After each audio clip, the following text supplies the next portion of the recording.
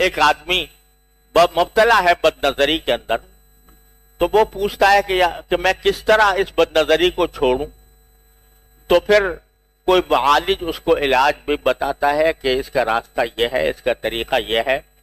اس طریقے کے اوپر عمل کرنے سے، اگر اس طریقے پر عمل کرے گا تو انشاءاللہ رفتہ رفتہ وہ چھوٹ جائے گا۔ وہ طریقے اگر ہم باہم بیٹھ کر، ایک ساتھ بیٹھ کر ان کا مذاکرہ کریں اور ان کو آپس میں ایک دوسرے سے ذکر کریں،